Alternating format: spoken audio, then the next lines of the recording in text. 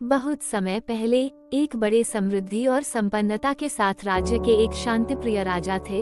उनका नाम राजा सुधीर था। राजा सुधीर का राज्य बहुत ही समृद्धि और सुख शांति से भरा हुआ था। परंतु एक दिन राजा ने अपने राज्य और उसकी प्रजा की चिंता करते हुए अनजाने में गहरी चिंता में डूबने लगे।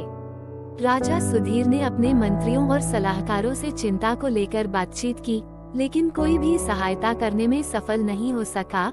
राजा को ये देखकर बहुत दुख हुआ और वह अधिक चिंतित हो गए। एक दिन राजा ने अपने बंदरगाह में एक बुद्धिमान बैरागी साधु को देखा। राजा ने उस साधु को अपने पास बुलाया और अपनी समस्या का वर्णन किया। साधु ने ध्यान से सुना और फिर कहा, राजा सुधीर, तुम्हारी चिंता की वजह से मैं तुम्हारी समस्या का हल बता सकता हूँ। तुम्हें अपनी प्रजा के प्रति और उनके सुख संतोष के लिए और ध्यान देना चाहिए। एक सच्चा और न्यायसंगत राजा हमेशा अपनी प्रजा के हित में काम करता है।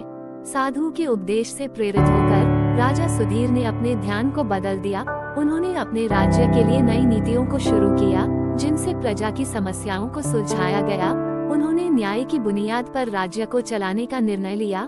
राजा सुधीर ने अपनी प्रजा की सुनी, उनकी समस्याओं को समझा और उन्हें हल करने के लिए सरकारी योजनाओं को शुरू किया।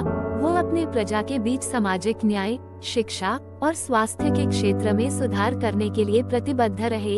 इस प्रकार राजा सुधीर ने साधु के संदेश को मानकर अपने राज्य को समृद्ध और सुखमय बनाया। उन्होंने ये समझा